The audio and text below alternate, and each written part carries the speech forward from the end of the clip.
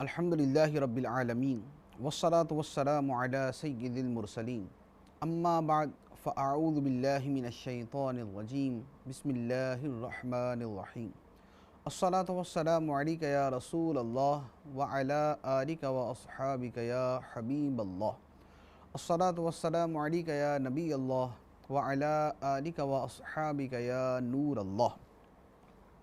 فیضان قرآن کے آج کے اس سلسلے میں سورۃ الاعراف کی آیت نمبر 181 سے قرآن پاک کا درس سنیں گے۔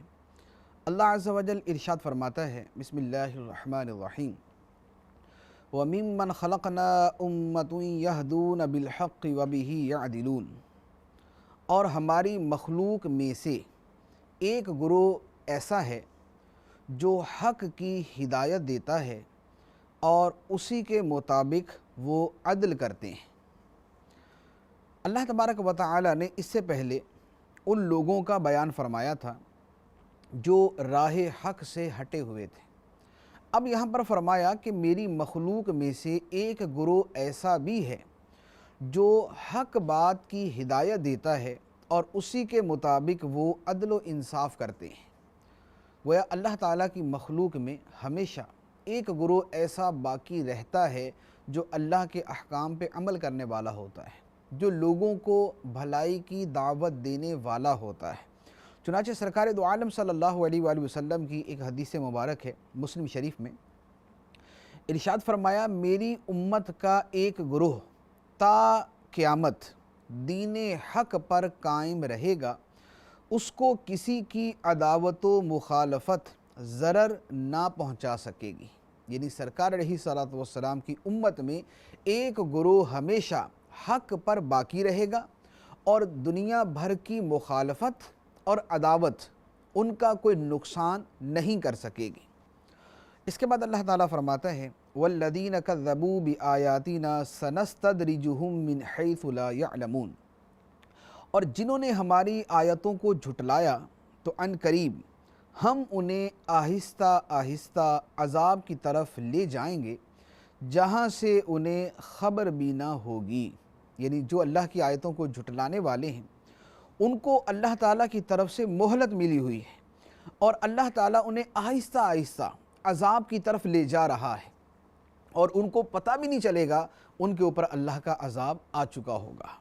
اس آیت مبارکہ کے تحت مفسرین کرام نے لکھا ہے کہ گناہوں کے باوجود اللہ تعالیٰ کی نعمتیں ملتے رہنا، گناہ بھی جاری ہیں اور اللہ کی نعمتیں ختم نہیں ہو رہی، وہ مسلسل ملتی جا رہی ہیں بلکہ ان میں اضافہ ہوتا جا رہا ہے۔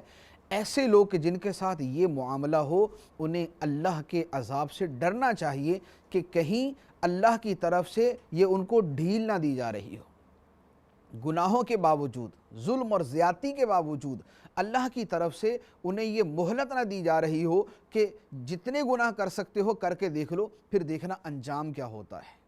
تو گناہوں کے باوجود نعمتوں کا ملتے رہنا اللہ کی طرف سے آزمائش بھی ہو سکتی ہے، اللہ کی طرف سے ڈھیل بھی ہو سکتی ہے۔ اس کے بعد اللہ تعالیٰ ارشاد فرماتا ہے، وَأُمْلِي لَهُمْ إِنَّ كَيْدِي مَتِينٌ، اور میں انہیں ڈھیل دوں گا، بے شک میری خفیہ تدبیر بہت مضبوط ہے۔ یعنی اللہ تعالیٰ گناہ گاروں کو اور جو اللہ کی نافرمانیوں میں مشغول ہیں انہیں اللہ تعالیٰ ڈھیل دیتا ہے، لیکن اللہ کی جو خفیہ تدبیر ہے وہ اس کے ساتھ چل رہی ہوتی ہے۔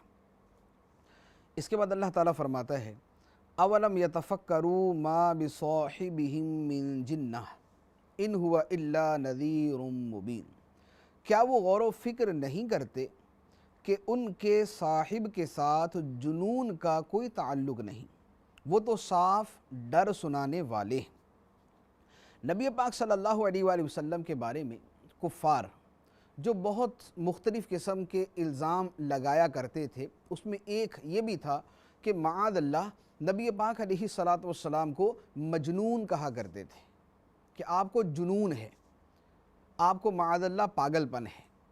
اللہ تبارک و تعالی نے اس کا جواب عطا فرمایا، ارشاد فرمایا کہ کیا یہ لوگ جو اس طرح کے الزام لگانے والے ہیں وہ اس پر غور نہیں کرتے کہ ان کے صاحب یعنی جو ان کے پاس نبی تشریف لائے ہیں انہیں جنون نہیں ہے بلکہ یہ تو کھلم کھلا ڈر سنانے والے ہیں اللہ کے عذاب کا۔ نبی پاک علیہ الصلاۃ والسلام کو جنون نہیں ہے، اس پر وہ کس طرح غور کر سکتے ہیں؟ اس کی ایک بڑی آسان سا جو طریقہ ہے وہ یہ ہے کہ نبی پاک علیہ الصلاۃ والسلام کے اقوال، آپ کے افعال، آپ کا کردار، آپ کا رویہ، آپ کی سابقہ زندگی، یہ تمام کی تمام ان کافروں کے سامنے ہیں۔ اب غور کریں کہ مجنون آدمی کے اقوال کیسے ہوتے ہیں، اس کی باتیں بے ربط، بے معنی، فضول۔ اس کے افعال کیسے ہوتے ہیں، اس میں کوئی ربط نہیں ہوتا، بے تکے سے افعال ہوتے ہیں۔ اس کا رویہ کیسا ہوتا ہے، وہ لڑنے مرنے کو اور کاٹ کھانے کو دوڑتا ہے۔ جبکہ سرکار دو عالم صلی اللہ علیہ وآلہ وسلم کے جو اقوال مبارکہ ہیں وہ فصاحت و بلاغت کا اعلیٰ ترین نمونہ، جو آپ کے افعال ہیں وہ انتہائی معتدل، جو آپ کا کردار ہے وہ دنیا کا بہترین کردار، جو آپ کا رویہ ہے وہ انتہائی حسین و جمیل، جو آپ کا لوگوں سے ملنا ہے وہ انتہائی با اخلاق اور ملنسار۔ تو معاذ اللہ اگر جنون ہوتا تو یہ تو پھر اقوال و افعال اور زندگی اس انداز کی نہ ہوتی، جبکہ سرکار علیہ الصلاۃ والسلام تو ہر اعتبار سے دوسروں پر فائق ہیں، دوسروں سے بہتر ہیں، دوسروں سے افضل ہیں۔ تو یہ اس بات کی دلیل ہے کہ سرکار دو عالم صلی اللہ علیہ وآلہ وسلم کے ساتھ جنون کا کسی طرح کا کوئی تعلق نہیں، بلکہ آپ اللہ کے رسول ہیں۔ اس کے بعد اللہ تعالیٰ فرماتا ہے اولم ينظروا في ملكوت السماوات والارض وما خلق الله من شيء وان عسى ان يكون قد اقترب اجلهم فبأي حديث بعده يؤمنون۔ فرمایا کیا انہوں نے آسمانوں اور زمین کی سلطنت اور جو چیز اللہ نے پیدا کی ہے اس میں غور نہیں کیا، اور اس بات میں کہ شاید ان کی مدت نزدیک آ گئی ہو، تو اس قرآن کے بعد اور کون سی بات پر ایمان لائیں گے؟ یہاں اللہ تعالیٰ نے کفار کو دعوت فکر دی، ارشاد فرمایا کہ آسمانوں اور زمین میں اللہ تعالیٰ کی جو عظیم سلطنت ہے اور جو کچھ اللہ تعالیٰ نے پیدا کیا ہے ان میں جو اللہ تعالیٰ کی نشانیاں ہیں ان میں وہ غور کریں تو یقینی طور پر وہ اللہ تعالیٰ کے وجود اور اس کی وحدانیت تک پہنچ جائیں گے کہ اللہ تعالیٰ موجود ہے اور وہ واحد ہے، وہ اکیلا معبود ہے۔ تو فرمایا کہ اس میں وہ غور کیوں نہیں کرتے؟ کیا اس میں انہوں نے غور نہیں کیا؟ اگر وہ کریں تو حق تک پہنچ سکیں۔ دوسری بات فرمائی کہ اس بات میں غور کریں کہ یہ نہ ہو کہ ان کی مدت قریب آ چکی ہو۔ کون سی مدت؟ جو اللہ کے ان پر عذاب آنے کی مدت ہے، یا جو قیامت کی مدت ہے، یہ قریب آ چکی ہو اور ان لوگوں کو اس کا پتہ بھی نہ ہو۔ پھر فرمایا کہ قرآن کے بعد وہ اور کس بات پر ایمان لائیں گے؟ اس قدر جلیل القدر کتاب، اس قدر مدلل کتاب، اس قدر جامع کتاب، دنیا و آخرت کے مسائل کو بیان کرنے والی، فصاحت و بلاغت کے انتہائی مرتبے پر پہنچی ہوئی کتاب پر اگر ایمان نہیں لائیں گے تو پھر اس کے بعد کس بات پہ ایمان لائیں گے؟ یعنی اگر کوئی قرآن کو نہیں مانتا تو اس کا مطلب یہ ہے کہ حق قبول کرنے کا مادہ ہی اس کے اندر موجود نہیں، حق قبول کرنے کی صلاحیت ہی اس کے اندر موجود نہیں۔ اس کے بعد اللہ تعالیٰ فرماتا ہے مَن يُضْلِلِ اللَّهُ فَلَا هَادِيَ لَهُ وَيَذَرُهُمْ فِي طُغْيَانِهِمْ يَعْمَهُونَ، جسے اللہ گمراہ کرے اسے کوئی راہ دکھانے والا نہیں، اور اللہ انہیں چھوڑ دیتا ہے کہ اپنی سرکشی میں بھٹکتے رہیں۔ یعنی جسے اللہ تعالیٰ گمراہ کرے اسے کوئی راہ دکھانے والا نہیں، اور اللہ تعالیٰ لوگوں کو ان کی سرکشی میں چھوڑ دیتا ہے۔ جو بار بار حق سامنے آنے کے باوجود قبول نہیں کرتے، بار بار سمجھانے کے باوجود تسلیم نہیں کرتے، تو اللہ تعالیٰ انہیں ان کی سرکشی میں چھوڑ دیتا ہے۔ اس کے بعد فرمایا يَسْأَلُونَكَ عَنِ السَّاعَةِ أَيَّانَ مُرْسَاهَا قُلْ إِنَّمَا عِلْمُهَا عِنْدَ رَبِّي لَا يُجَلِّيهَا لِوَقْتِهَا إِلَّا هُوَ ثَقُلَتْ فِي السَّمَاوَاتِ وَالْأَرْضِ لَا تَأْتِيكُمْ إِلَّا بَغْتَةً يَسْأَلُونَكَ كَأَنَّكَ حَفِيٌّ عَنْهَا قُلْ إِنَّمَا عِلْمُهَا عِنْدَ اللَّهِ وَلَكِنَّ أَكْثَرَ النَّاسِ لَا يَعْلَمُونَ۔ آپ سے قیامت کے متعلق سوال کرتے ہیں کہ اس کے قائم ہونے کا وقت کب ہے؟ تم فرماؤ اس کا علم تو میرے رب کے پاس ہے، اسے وہی اس کے وقت پر ظاہر کرے گا۔ وہ قیامت آسمانوں اور زمین میں بھاری پڑ رہی ہے، تم پر وہ اچانک ہی آ جائے گی۔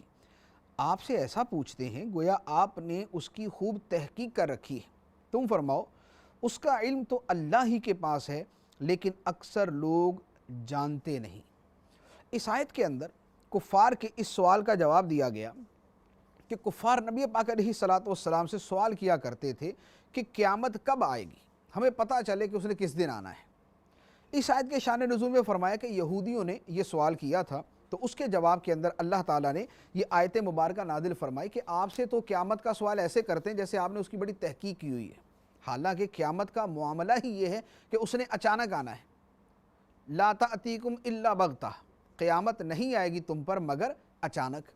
تو اب اگر انہیں ابھی سے بتا دیا جائے تو پھر وہ اچانک آنا تو ختم ہو چکا، جبکہ قیامت نے اچانک ہی آنا ہے۔ تو اس لیے عام لوگوں کو قیامت کے بارے میں اطلاع دینے کی اجازت نہیں، ان لوگوں کو قیامت کا وقت بتانے کی اجازت نہیں۔ جہاں تک سرکار دو عالم صلی اللہ علیہ وآلہ وسلم کے اپنے علم مبارک کا تذکرہ ہے، تو وہ اللہ تبارک و تعالیٰ نے آپ کو جو علم عطا فرمایا ہے، اس میں جو بہت سارے دلائل اس کے بارے میں موجود ہیں، ان سے یہ سمجھ آتا ہے کہ نبی پاک علیہ الصلوۃ والسلام کو قیامت کا علم بھی عطا فرمایا گیا۔ اور جن آیات میں یہ فرمایا کہ اس کا علم اللہ ہی کے پاس ہے، تو اس کا مطلب یہ ہے کہ بغیر بتائے ذاتی طور پر قیامت کب آئے گی اس کا علم اللہ ہی کے پاس ہے، اور اللہ کے علاوہ جس کو علم ہے وہ اللہ تعالیٰ کے بتانے سے۔ تو نبی پاک صلی اللہ تعالیٰ علیہ وآلہ وسلم نے قیامت کی اس قدر کثیر نشانیاں بیان فرمائیں۔ کس دن ہوگی؟ جمعے کے دن ہوگی۔ کس تاریخ کو ہوگی؟ 10 محرم کو ہوگی۔ قیامت سے پہلے کیسے کیسے واقعات ہوں گے، نبی پاک علیہ الصلوۃ والسلام نے وہ بھی بیان فرما دیے۔ تو ان تمام کی روشنی میں یہ سمجھ آتا ہے کہ نبی پاک صلی اللہ تعالیٰ علیہ وآلہ وسلم کو جو قیامت کا یقینی وقت ہے اس کے بارے میں معلوم ہے، لیکن دوسروں کو بتانے کی اجازت نہیں، کہ یہ اللہ تعالیٰ کے اسرار میں سے ہے، اور یہ قیامت کے بارے میں ویسے جو ہے کہ قیامت نے اچانک آنا ہے، یہ اس میں سے ہے کہ یہ دوسروں کو اس کے بارے میں اطلاع نہ دی جائے۔ اس کے بعد اللہ تعالیٰ ارشاد فرماتا ہے قُلْ لَا أَمْلِكُ لِنَفْسِي نَفْعًا وَلَا ضَرًّا إِلَّا مَا شَاءَ اللَّهُ وَلَوْ كُنْتُ أَعْلَمُ الْغَيْبَ لَاسْتَكْثَرْتُ مِنَ الْخَيْرِ وَمَا مَسَّنِيَ السُّوءُ إِنْ أَنَا إِلَّا نَذِيرٌ وَبَشِيرٌ لِقَوْمٍ يُؤْمِنُونَ۔ تم فرماؤ میں اپنی جان کے نفع اور نقصان کا خود مالک نہیں، مگر جو اللہ چاہے، اور اگر میں غیب جان لیا کرتا تو میں بہت سی بھلائی جمع کر لیتا اور مجھے کوئی برائی نہ پہنچتی۔ میں تو ایمان والوں کو صرف ڈر اور خوشخبری سنانے والا ہوں۔ اس آیت مبارکہ میں متعدد امور کا بیان ہے۔ پہلی بات، نبی پاک علیہ الصلوۃ والسلام نے فرمایا کہ میں اپنی جان کے نفع اور نقصان کا مالک نہیں، مگر جو اللہ چاہے، یعنی اللہ تعالیٰ کے چاہنے سے اور اللہ تعالیٰ کے اختیار دینے سے نبی پاک علیہ الصلوۃ والسلام نفع نقصان کے مالک ہیں۔ بذات خود اپنی طرف سے سرکار علیہ الصلوۃ والسلام نفع نقصان کے مالک نہیں۔ اللہ تعالیٰ کی طرف سے دینے سے آپ اختیار رکھتے ہیں، اس کی دلیلیں قرآن میں، حدیثوں میں ہر جگہ موجود ہے۔ قرآن پاک کے اندر اللہ تعالیٰ نے فرمایا اِنَّا أَعْطَيْنَاكَ الْكَوْثَرَ، اے محبوب بے شک ہم نے آپ کو کوثر عطا فرما دی۔ کوثر سے مراد خیر کثیر یا حوض کوثر یا کثیر امت یا جنت کی چابیاں اور اس طرح کی جتنی تفسیریں ہیں وہ ساری کی ساری اس کے اندر آ جائیں گی۔ تو اللہ نے عطا کیا تو سرکار علیہ الصلوۃ والسلام کو مل گیا، اللہ تعالیٰ کی عطا سے ہے، اس کی عطا کے بغیر کچھ بھی نہیں۔ تو فرمایا کہ میں اپنی جان کے نفع نقصان کا بھی مالک نہیں، مگر جو اللہ چاہے۔ تو اللہ تعالیٰ نے جو چاہا قرآن اور حدیث کی دوسری نصوص کے اندر اس کا ذکر موجود ہے۔ دوسری بات ارشاد فرمائی اگر میں غیب جان لیتا تو بہت ساری خیر کو جمع کر لیتا اور مجھے کوئی برائی نہ پہنچتی۔ نبی پاک علیہ الصلوۃ والسلام کے غیب جاننے کا جہاں تک تعلق ہے، آپ کو غیب پر اطلاع ہے، غیب کی خبر ہے، اللہ کی عطا سے غیب کا علم ہے، یہ قرآن پاک کی آیات اور احادیث میں موجود ہے۔ قرآن پاک کے اندر بھی کثیر آیات ہیں کہ سرکار علیہ الصلوۃ والسلام غیب کی خبریں رکھتے ہیں، اور قرآن کے ذریعے اللہ تعالیٰ نے غیب کی خبریں نبی پاک علیہ السلام کو عطا فرمائیں۔ احادیث جو ہے وہ سینکڑوں نہیں بلکہ ہزاروں کی تعداد میں ہیں جن میں ماضی مستقبل کے بارے میں غیب کی خبریں ہیں، لوگوں کے بارے میں، اشیاء کے بارے میں، زمین و آسمان کے بارے میں، کائنات کے بارے میں کثیر تعداد میں غیب کی خبریں دی گئیں۔ تو جب پورا مجموعہ احادیث اور کثیر آیات سے یہ بات سامنے آتی ہے کہ سرکار علیہ الصلوۃ والسلام غیب کی خبر رکھتے ہیں، آپ کو غیب کا علم ہے اللہ کی عطا سے، تو پھر اس آیت کا مطلب کیا؟ کہ فرمایا اگر میں غیب جانتا تو بہت ساری خیر جمع کر لیتا۔ تو اس کا جواب یہ ہے کہ نبی پاک علیہ الصلوۃ والسلام جہاں پر اپنے آپ سے غیب کی نفی کرتے ہیں کہ مجھے غیب کا علم نہیں، وہاں پر نفی سے مراد یہ ہوتا ہے کہ بذات خود مجھے غیب کا علم نہیں، اللہ کے عطا کرنے سے ہے، اللہ کے بتانے سے ہے، اللہ تعالیٰ کے علم دینے سے ہے۔ اور جہاں نفی ہے وہاں یہ مراد ہے کہ بذات خود اپنے طور پر میں غیب کا علم نہیں رکھتا۔ پھر دوسری بات یہ کہ صرف کسی شے کی خبر رکھنا یہ اس کو حاصل کرنے کے لیے تو کافی نہیں۔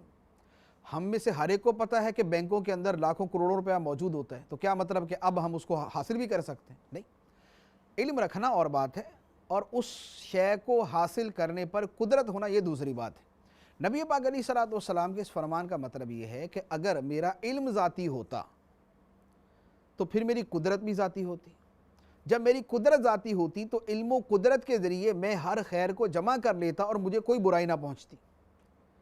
لیکن معاملہ یہ ہے کہ میرا علم بھی خدا کی عطا سے ہے، میری قدرت بھی خدا کی عطا سے ہے، اور یہ علم و قدرت تابع ہے ارادہ الہیہ کے اور حکم الہی کے۔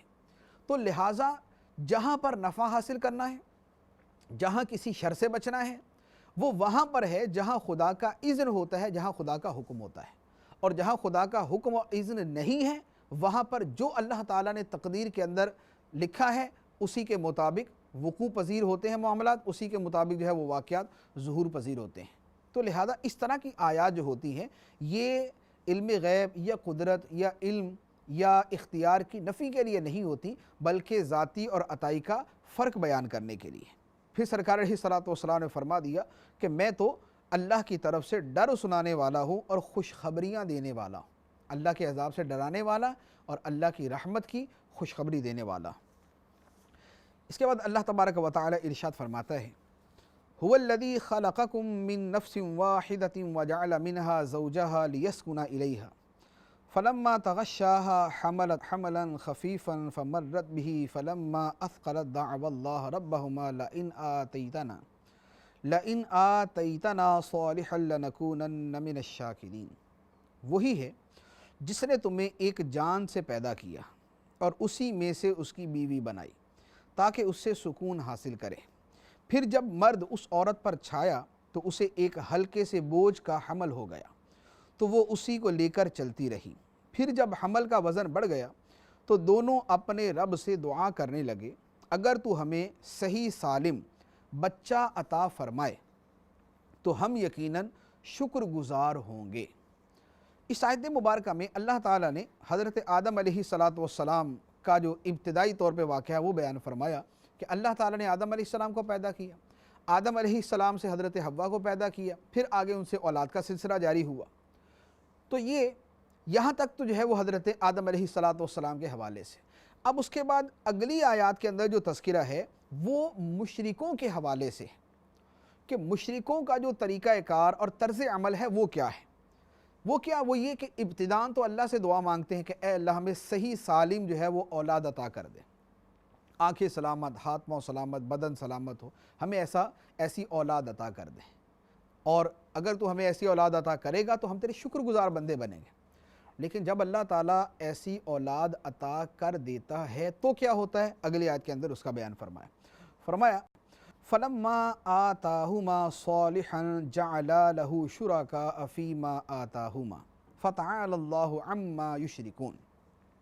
پھر جب اللہ نے انہیں صحیح سالم بچہ عطا فرما دیا تو انہوں نے اللہ کی عطا میں شریک ٹھہرا دیے، تو اللہ ان کے شرک سے بلند و بالا ہے۔ جب اللہ تعالیٰ نے اولاد عطا کر دی تو اب اپنے مشرکوں کو، اپنے بتوں کو بھی اس عطا میں شریک ٹھہرا دیا۔ یہ تو فلاں بت کی مہربانی ہے، یہ تو فلاں لات کی، حبل کی جو بت تھے یہ تو ان کی جو ہے وہ مہربانی ہے، ان کی طرف سے نظر ہو گئی تو ہمیں یہ اولاد عطا ہو گئی۔ یعنی اولاد خدا نے عطا کی لیکن اسے منسوب کر دیا اپنے بتوں کی طرف، اپنے جھوٹے معبودوں کی طرف۔ تو اللہ تعالیٰ فرماتا ہے کہ اللہ ان کے شرکوں سے بلند و بالا ہے۔ اس کے بعد اللہ تعالیٰ بتوں کی مذمت بیان فرماتا ہے۔ ارشاد فرمایا اَیُشْرِکُونَ مَا لَا يَخْلُقُ شَیْئًا وَهُمْ يُخْلَقُونَ وَلَا يَسْتَطِيعُونَ لَهُمْ نَصْرًا وَلَا أَنفُسَهُمْ يَنصُرُونَ، کیا وہ اسے اللہ کا شریک بناتے ہیں جو کوئی چیز نہیں بنا سکتا اور خود انہیں بنایا جاتا ہے، اور نہ وہ ان کی کوئی مدد کرنے کی طاقت رکھتے ہیں اور نہ اپنی جانوں کی مدد کر سکتے ہیں۔ فرمایا کہ یہ مشرک جو ہیں یہ ایسی اشیاء کو اللہ کا شریک ٹھہراتے ہیں جو کچھ بنا نہیں سکتی۔ بت جو ہیں مٹی کے ہیں، سٹیل کے ہیں، سونے کے ہیں، چاندی، کسی بھی چیز کے بنے ہوئے یہ بت کیا کوئی چیز بنا سکتے ہیں؟ کچھ بھی نہیں بنا سکتے، ایک مکھی تک نہیں بنا سکتے۔ تو فرمایا کہ مشرکین ایسے بتوں کی پوجا کرتے ہیں جو کچھ بنا نہیں سکتے بلکہ خود ان کو بنایا گیا ہے۔ یہ مٹی سے بنے تو کسی انسان نے بنایا، یہ پتھر سے بنے تو کسی انسان نے بنایا، یہ سونے سے بھی بنے تو کسی انسان نے بنایا۔ تو فرمایا یہ تو خود بنے ہوئے ہیں، نہ یہ کسی کی مدد کر سکتے ہیں نہ اپنی مدد کر سکتے ہیں۔ تو فرمایا کہ یہ لوگ ایسے بتوں کی پوجا کرتے ہیں۔ پھر انہی بتوں کی مزید آگے وضاحت فرمائی، فرمایا وَإِن تَدْعُوهُمْ إِلَى الْهُدَى لَا يَتَّبِعُوكُمْ سَوَاءٌ عَلَيْكُمْ أَدْعَوْتُمُوهُمْ أَمْ أَنْتُمْ صَامِتُونَ، اور اگر تم انہیں رہنمائی کرنے کے لیے بلاؤ تو تمہارے پیچھے نہیں آئیں گے، تم پر برابر ہے کہ تم انہیں پکارو یا تم خاموش رہو۔ یعنی بتوں کو اگر رہنمائی کے لیے بلائے، کوئی راستہ بھول جائے اور بتوں کو کہے کہ مجھے راستہ بتا دو، تو بت اس کو راستہ نہیں بتا سکتے۔ تو فرمایا کہ تم انہیں پکارو نہ پکارو سب برابر ہے، بت کو بلا لیں تو بھی ویسا ہی رہے گا، نہ بلائیں تو بھی ویسا ہی رہے گا۔ تو فرمایا بلانا نہ بلانا دونوں برابر۔ اس کے بعد فرمایا ان الذین تدعون من دون اللہ عباد امثالکم فادعوہم فلیستجیبوا لکم ان کنتم صادقین، بے شک وہ جنہیں تم اللہ کے سوا پوجتے ہو وہ تمہاری طرح بندے ہیں، تو تم انہیں پکارو، پھر اگر تم سچے ہو تو انہیں چاہیے کہ تمہیں جواب دیں۔ یعنی فرمایا کہ جنہیں تم اللہ کے سوا پکارتے ہو، جن کی عبادت کرتے ہو، یعنی بت جن کی عبادت کی جاتی ہے، فرمایا یہ تمہاری طرح بندے ہیں۔ بندے اس اعتبار سے کہ تم انہیں مختلف جو ہے وہ جسمانی شکلوں کے اندر بناتے ہو اور ذی روح اشیاء کی شکلوں کے اندر بناتے ہو، تو یہ تمہارے جیسے ہی، کس بات میں؟ نہ تم خدا نہ یہ خدا، اور یہ تمہاری مدد بھی نہیں کر سکتے، مخلوق ہونے کے اندر یہ تمہارے جیسے ہیں۔ تو فرمایا کہ اگر یہ خدا ہوتے تو پھر تمہاری پکار کے اوپر تمہیں جواب دیتے، تمہاری بات کو سنتے، تمہاری مدد کے لیے آتے۔ تو پکار کے دیکھ لو، تمہاری پکار سنتے ہیں، تمہاری مدد کرتے ہیں۔ جب ایسا کچھ بھی نہیں ہے تو یہ اس بات کی دلیل ہے کہ یہ بے بس ہیں، لاچار ہیں، ان کی کوئی حیثیت نہیں۔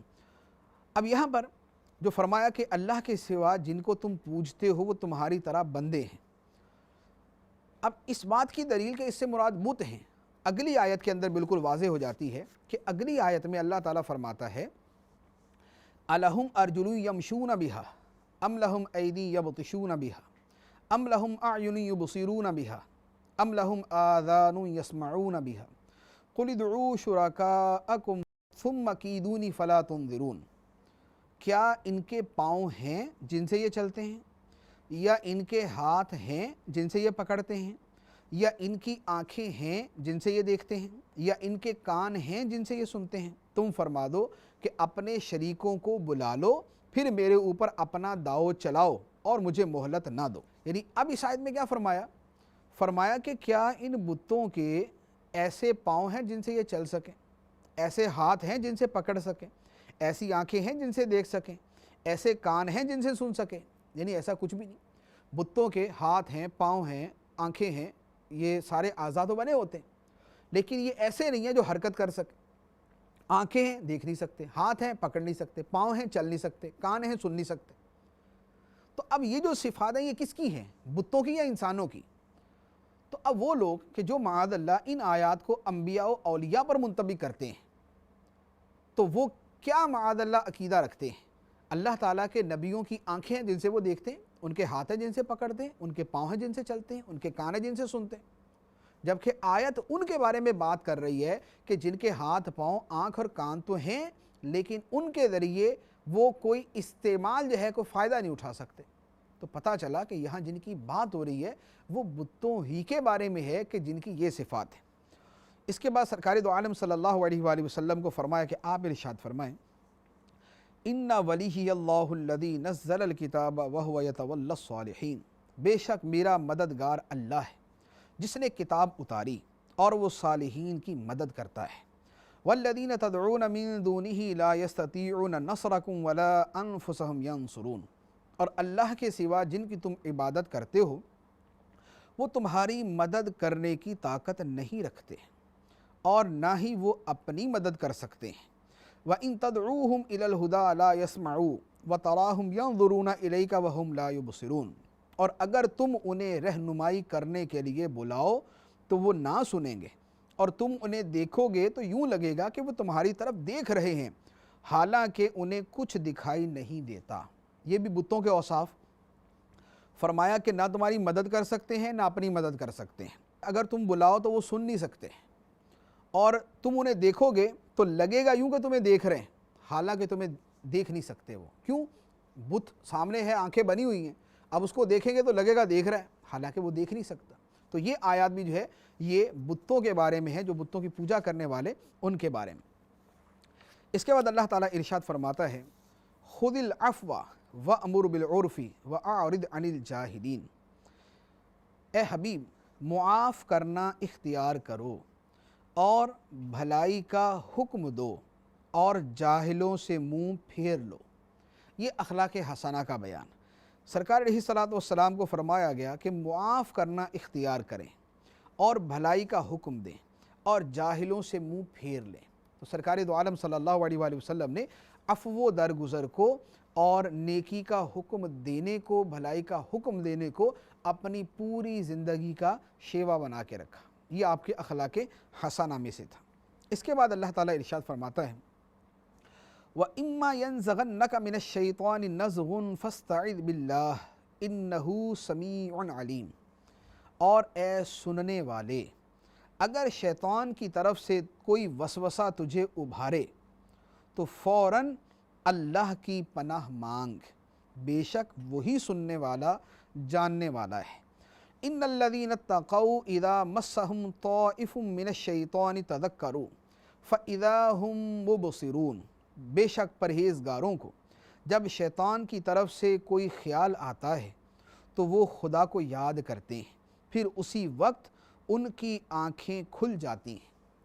یہاں پر شیطان کے شر سے بچنے کا بڑا پیارا نسخہ اللہ تبارک و تعالی نے بیان فرمایا۔ ارشاد فرمایا کہ شیطان کا تجھے وسوسہ پہنچے تو اللہ کی پناہ مانگ۔ اللہ کی پناہ مانگنے سے شیطان کا وسوسہ جو ہے وہ دل سے دور ہو جاتا ہے۔ دوسری بات ارشاد فرمائی کہ جو متقی لوگ ہیں، پرہیزگار لوگ ہیں، فرمایا کہ جب انہیں شیطان کی طرف سے کوئی خیال آتا ہے تو یہ خدا کو یاد کرتے ہیں، تو اسی وقت ان کی آنکھیں کھل جاتی ہیں کہ شیطان کی پیروی نہیں کرنی اور اس کے کہنے میں نہیں آنا۔ اس کی تفسیر میں بڑا پیارا معنی بیان کیا گیا کہ جو لوگ متقی اور پرہیزگار ہیں، جب شیطان کی طرف سے انہیں گناہ کرنے یا اللہ تعالیٰ کی اطاعت چھوڑنے کا کوئی وسوسہ آتا ہے تو وہ اللہ تعالیٰ کی قدرت اور اس کے انعام میں غور کرتے ہیں اور اللہ کے عذاب اور اس کے ثواب کو یاد کرتے ہیں، تو اس کو یاد کر کے گناہوں سے رک جاتے ہیں، یعنی خدا کے ثواب کو اور اس کے عذاب کو، اس کے انعام کو اور اس کی سزا کو جب یاد کیا جائے تو شیطان کا وار جو ہے وہ ناکام ہو جاتا ہے، وہ اس سے آدمی بچ سکتا ہے۔ اس کے بعد اللہ تعالیٰ نے فرمایا وَإِخْوَانُهُمْ يَمُدُّونَهُمْ فِي الْغَيِّ ثُمَّ لَا يُخْسِرُونَ، اور وہ جو شیطانوں کے بھائی ہیں، شیطان انہیں گمراہی میں کھینچتے ہیں پھر وہ کمی نہیں کرتے۔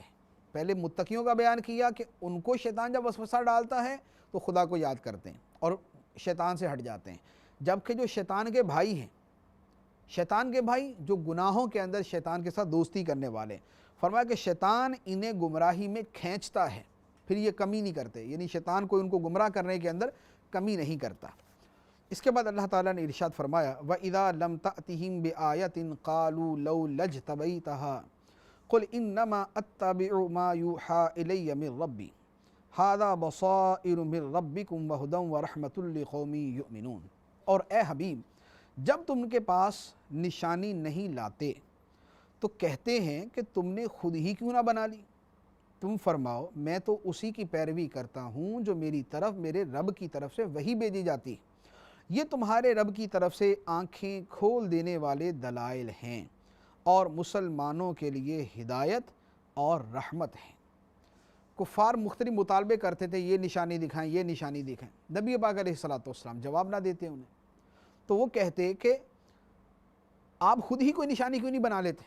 اللہ تعالیٰ کی طرف سے انتظار کرتے ہیں، خود ہی بنا لیں۔ اللہ تعالیٰ نے سرکار علیہ الصلوۃ والسلام کو فرمایا کہ آپ ان سے فرمائے کہ میں تو وحی کا پیروکار ہوں، اللہ تعالیٰ میری طرف وحی کرتا ہے، میں اس کے مطابق عمل کرتا ہوں، لہذا اللہ تعالیٰ کی مرضی کے بغیر اور اس کی طرف سے وحی کے بغیر میں اپنی طرف سے کوئی آیت اور کوئی نشانی پیش نہیں کر سکتا۔ اور جہاں تک یہ قرآن ہے، یہ وحی ہے، فرمایا کہ یہ تمہارے رب کی طرف سے آنکھیں کھول دینے والے دلائل ہیں اور یہ ہدایت ہے، رحمت ہے ایمان والوں کے لیے۔ اس کے بعد فرمایا وَإِذَا قُرِئَ الْقُرْآنُ فَاسْتَمِعُوا لَهُ وَأَنصِتُوا لَعَلَّكُمْ تُرْحَمُونَ، اور جب قرآن پڑھا جائے تو اسے غور سے سنو اور خاموش رہو تاکہ تم پر رحم کیا جائے۔ قرآن پاک کے سننے کے آداب یہاں پر بیان فرمائے کہ جب قرآن پڑھا جائے تو اسے غور سے سنو اور خاموش رہو تاکہ تم پر رحم کیا جائے۔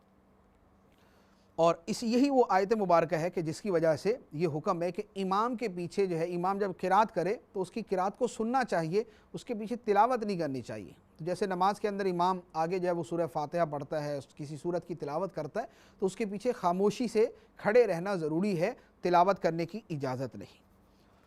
اس کے بعد اللہ تعالیٰ ارشاد فرماتا ہے وَاذْكُرْ رَبَّكَ فِي نَفْسِكَ تَضَرُّعًا وَخِيفَةً وَدُونَ الْجَهْرِ مِنَ الْقَوْلِ بِالْغُدُوِّ وَالْآصَالِ وَلَا تَكُن مِّنَ الْغَافِلِينَ، اور اپنے رب کو اپنے دل میں یاد کرو گڑ گڑاتے ہوئے اور ڈرتے ہوئے اور بلندی سے کچھ کم آواز میں، صبح و شام، اور غافلوں میں سے نہ ہونا۔ اس آیت میں خدا کو یاد کرنے کا حکم دیا اور اس کی مختلف صورتیں بیان فرمائیں۔ خدا کو یاد کرو کیسے؟ گڑ گڑاتے ہوئے۔ خدا کو یاد کرو کس طرح؟ ڈرتے ہوئے۔ خدا کو یاد کرو بلندی سے کچھ کم آواز میں، بہت زیادہ چیخ چلا کر ذکر نہیں کرنا چاہیے بلکہ درمیانی معتدل آواز کے اندر ہے۔ اور کب یاد کرنا چاہیے؟ فرمایا صبح و شام، مراد یہ کہ جس قدر کثرت کے ساتھ ہو سکے اللہ تعالیٰ کو یاد کرنا چاہیے۔ اور فرمایا کہ غافلوں میں سے نہ ہونا، یعنی آیت کے جو سیاق و سباق ہے اس سے پتہ چلتا ہے کہ جو خدا کو صبح و شام یاد کرنے والا ہے اور جو گڑ گڑا کر روتے ہوئے ڈرتے ہوئے اللہ کا ذکر کرتا ہے وہ غافلین میں سے نہیں ہے، اور جو ذکر سے دور ہے وہ غفلت میں پڑا ہوا۔ تو اللہ تعالیٰ کا ذکر جو ہے یہ مسلمان کی زندگی کا حصہ ہونا چاہیے، یہ مسلمان کی زندگی کا ایک بہت بڑا جو ہے وہ ایک بہت بڑا زندگی کا حصہ ہونا چاہیے کہ اس کی زبان اللہ کی یاد میں مشغول ہے، اس کا دل اللہ کی یاد کے اندر مشغول ہے۔ اس کے بعد اللہ تعالیٰ فرماتا ہے ان الذین عند ربک لا یستکبرون عن عبادتہ ویسبحونہ ولہ یسجدون، بے شک وہ جو تیرے رب کے پاس ہیں وہ اس کی عبادت سے تکبر نہیں کرتے اور اس کی پاکی بیان کرتے ہیں اور اسی کو سجدہ کرتے ہیں۔ یہاں فرشتوں کے بارے میں فرمایا کہ فرشتے اللہ کی عبادت سے تکبر نہیں کرتے، اللہ کی تسبیح بیان کرتے ہیں، اس کی پاکی بیان کرتے ہیں اور اللہ ہی کو سجدہ کرتے ہیں۔ یہ جو آیت مبارکہ ہے یہ آیت سجدہ ہے۔ اس آیت مبارکہ کو جو سنے اس پر سجدہ کرنا واجب ہے، جو اسے پڑھے اس پر بھی سجدہ کرنا واجب ہے۔ تو اب جنہوں نے یہ آیت مبارکہ ابھی سنی ہے تو وہ سجدہ تلاوت جو ہے یہ قرآن پاک یہ والا ادا کریں۔ سجدہ تلاوت کی فضیلت بہت زیادہ ہے، یہ جو آیت سن کر سجدہ کیا جاتا ہے اس کی فضیلت سنیں۔ سرکار دو عالم صلی اللہ علیہ وآلہ وسلم نے ارشاد فرمایا جب آدمی آیت سجدہ پڑھ کر سجدہ کرتا ہے تو شیطان ہٹ جاتا ہے اور رو کر کہتا ہے ہائے میری بربادی، ابن آدم کو سجدے کا حکم ہوا تو اس نے سجدہ کیا، اس کے لیے جنت ہے، اور مجھے سجدے کا حکم دیا گیا تو میں نے انکار کیا، میرے لیے دوزخ ہے۔ تو یہ آیت مبارکہ سن کر سجدہ کرنے والے کے لیے جنت کی بشارت ہے۔ سجدہ کرنے کا طریقہ کیا ہے؟ اس کا جو مسنون طریقہ ہے وہ یہ ہے کہ باوضو کھڑے ہو کر سجدہ تلاوت کی نیت سے اللہ اکبر کہتے ہوئے سجدے میں چلے جائیں، کھڑے کھڑے اللہ اکبر کہتے ہوئے سجدے میں چلے جائیں۔ 3 مرتبہ وہ جو سجدے کی تسبیح ہے وہ ادا کی جائے سبحان ربی الاعلیٰ، اور پھر اللہ اکبر کہتے ہوئے دوبارہ کھڑے ہو جائیں، یعنی اللہ اکبر سے شروع کریں گے، اللہ اکبر پہ ختم کریں گے، کھڑے ہو کر سجدے میں جائیں گے اور سجدہ کر کے کھڑے ہو جائیں گے، اور سجدے کے اندر جو تسبیحات پڑھی جاتی ہیں وہ کی جائیں گی۔ تو یہاں پر یہ جو شروع میں اللہ اکبر کہنا، آخر میں اللہ اکبر کہنا، یہ سنت ہے، اور کھڑے ہو کر سجدے میں جانا اور سجدے کے بعد کھڑا ہونا یہ دونوں قیام مستحب ہیں، یعنی اگر کوئی بیٹھے بیٹھے بھی سجدہ کر لے تو اس کا سجدہ ہو جائے گا۔ اللہ تبارک و تعالی ہمیں عمل کرنے کی توفیق عطا فرمائے، آمین بجاہ النبی الامین صلی اللہ تعالی علیہ وسلم۔